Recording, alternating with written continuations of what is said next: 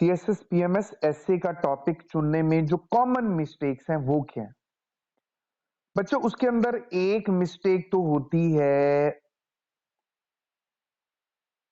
Material को बहुत ज्यादा ओवर वैल्यू करना। आपने जो टॉपिक पढ़ा हुआ है, जैसे सी पैक बच्चों ने पढ़ा होता है, वुमन एम्पावरमेंट पढ़ी हुई है, वो टॉपिक कहीं आपको नजर आ जाए उसके बाद में आपको दिखना बंद हो जाता है।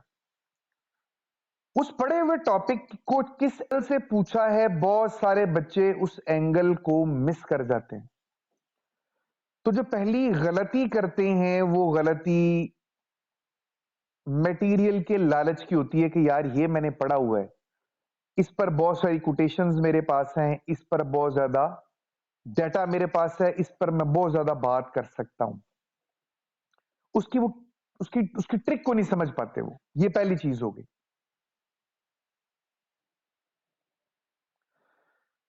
दूसरी चीज बच्चों,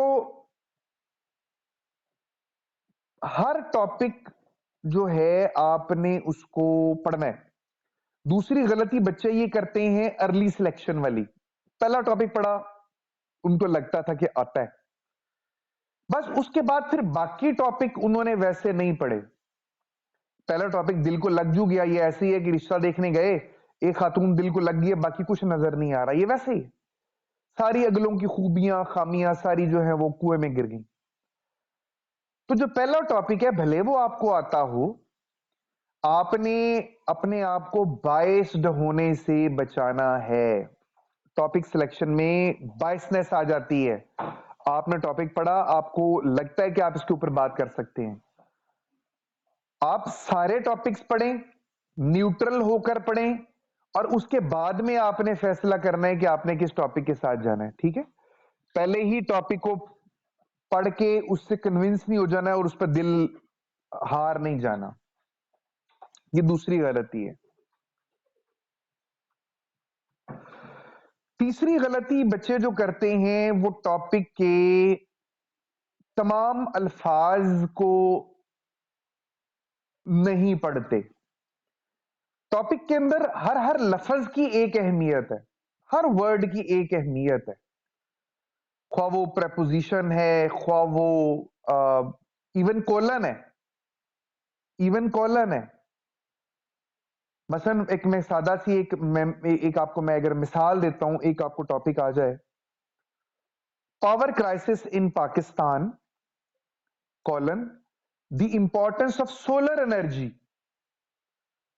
अब ये कोई बच्चा अगर इसकी कॉलन को नहीं समझ पाया तो उसको लगेगा कि ये पावर क्राइसिस के ऊपर आ गया और पावर क्राइसिस के ऊपर हम जो मर्जी दिल करे लिखते रहें।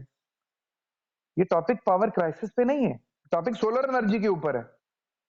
आपने सोलर एनर्जी की अहमियत पे बात करनी है पावर क्राइसिस के तनाजुर में, पावर क्राइसिस के एंगल में, उसकी बैकग्राउंड में।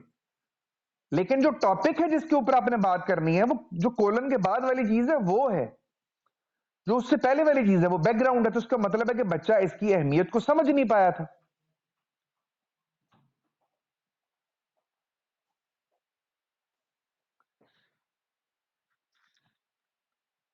ठीक है जी।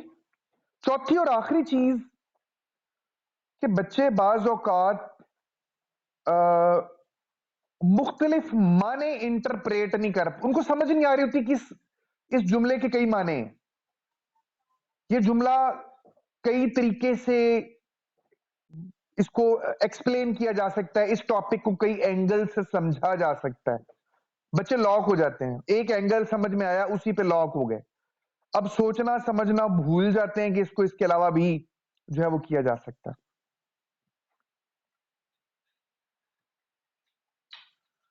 ठीक है, पांचवी चीज भी लिख लें, एक चीज और मेरे जेहन में आ गई सडनली, पांचवी चीज भी लिख लें।